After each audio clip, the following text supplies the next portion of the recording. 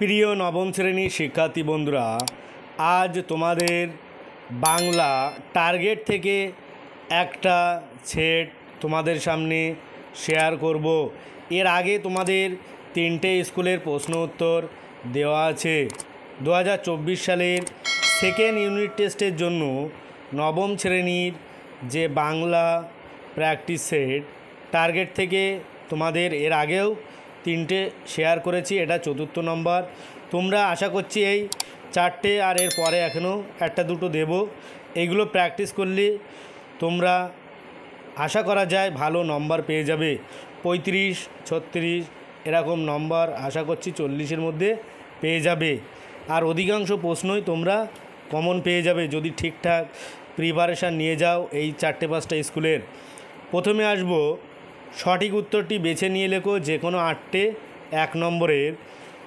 এখানে 9টি আছে, তোমাদের 8টা লিখতে হবে MCQ টাইপের।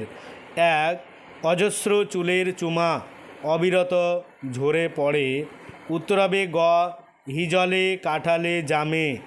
2, দুরান্ত পিপাসা ফুরোয় না।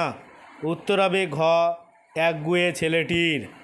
3, শঙ্কর দর্শনের আলোচনার ভাষা হওয়া উচিত। উত্তর হবে খ, সংস্কৃত শব্দবহুল বাংলা ভাষা। 4, স্বামীজি মা বা ধীরামাতা রূপে সম্বোধন করতেন। উত্তর হবে খ, সারাবুলকে। 5, এক জোড়া নতুন কুঞ্জদার শান্তিপুরের কাপড় হাতে করিয়া আনিয়াছিল। এখানে কুঞ্জদার বলতে বোঝানো হয়েছে। উত্তর হবে ঘ, শান্তিপুরের কলকা করা অথবা নকশাদার শাড়ি। 6, হিন্দি সাহিত্যের বঙ্কিম বলা হয়। উত্তর হবে ক, প্রেমচাঁদকে। 7, ঝাঁটা শব্দটি হলো এর উৎস। উত্তর গ, দেশি। 8, মিশ্র বা শঙ্কর শব্দের উদাহরণ হলো। উত্তর ঘ, ধন দৌলত। 9, লুঙ্গি শব্দটি যে ভাষা থেকে বাংলায় আগত সেটি হলো। উত্তর হবে খ, বর্মী। ভিডিওটি না টেনে শেষ পর্যন্ত দেখতে থাকো। অবশ্যই তোমরা গুরুত্বপূর্ণ প্রশ্নগুলো বা যেগুলো বেশি ইম্পর্টেন্ট সেরকম ধরনের প্রশ্নগুলো এই সেটে পেয়ে যাবে। তারপরে আসবো 2-এর দাগ, কম বেশি 15টি শব্দের নিচের প্রশ্নগুলি উত্তর দাও। এখানে 7টা প্রশ্নের উত্তর দিতে হবে। প্রথম প্রশ্ন, কেশবতী কন্যা যেন এসেছে আকাশে। উদ্ধৃতাংশটিতে কবি কি বোঝাতে চেয়েছেন? উত্তর, উদ্ধৃত পংক্তটি কবি জীবনানন্দ দাশের লেখা আকাশে 7টি তারা কবিতা থেকে নেওয়া হয়েছে। এই কবিতায় জীবনানন্দ তার একান্ত নিজস্ব ভঙ্গিতে পল্লী বাংলার সন্ধ্যাকে বর্ণনা করেছেন। গ্রাম বাংলার সন্ধ্যাকে তিনি এক মানবী রূপে কল্পনা করেছেন। সূর্য ডুবে গেলে যখন দিনের আলো ফিকে হয়ে আসে, কবির মনে হয় যেন এক কেশবতী কন্যা এসেছে। পরের প্রশ্ন 2, ফুরোয় না সেই একগুঁয়েটার দুরান্ত পিপাসা। এখানে কবি দুরান্ত পিপাসা বলতে কি বুঝিয়েছেন? উত্তর, জন্মভূমির প্রতি টান। 3-এর দাগ, আলাল ও হুতম কে? উত্তর, আলাল হলো আলালের ঘরে দুলাল, লেখক প্যারীচাঁদ মিত্র। ও হুতম হলো প্যাঁচার নকশা, লেখক কালীপ্রসন্ন সিংহ। পরের প্রশ্ন 4, মিস মুলার কে? উত্তর, মিস মুলারের সম্পূর্ণ নাম মিস হেনরিয়েটা মুলার। বেলুড় মঠ স্থাপনে স্বামীজিকে অর্থ সাহায্য করেছিলেন। পরের প্রশ্ন 5, রূঢ় বা রূঢ়ি শব্দ কাকে বলে? উত্তর, প্রত্যয় বা উপসর্গ যোগে গঠিত যেসব শব্দের ব্যুৎপত্তিগত অর্থ ও ব্যবহারিক অর্থ আলাদা হয় তাদেরকে রূঢ় বা রূঢ়ি শব্দ বলে। পরের প্রশ্ন 6, চাঁদ কোন ধরনের শব্দ? উত্তর, চাঁদ তদ্ভব শব্দ। 7, তদ্ভব শব্দ কাকে বলে? উদাহরণ দাও।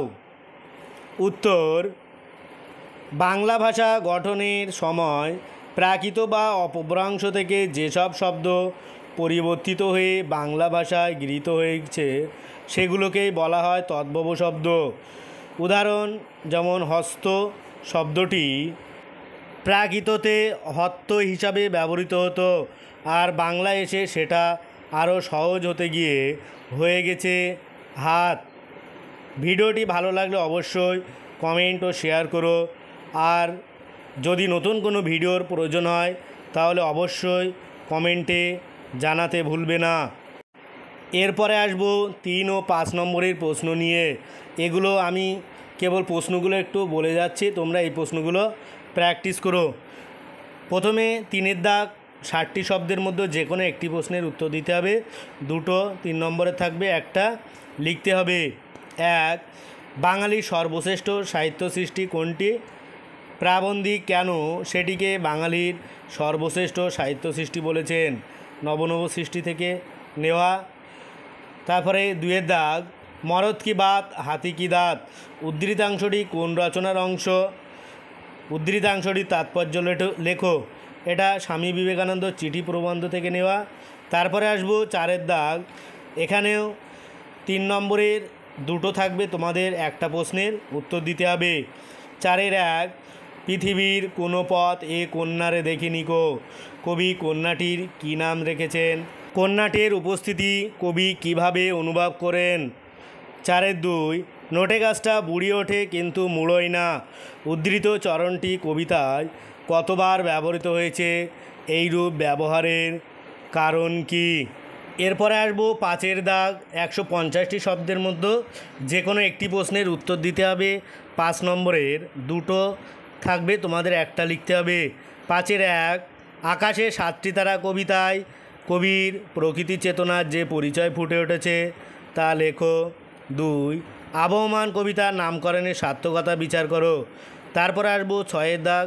এখানেও 5 নম্বরে 2টো থাকবে, তোমাদের একটা লিখতে হবে।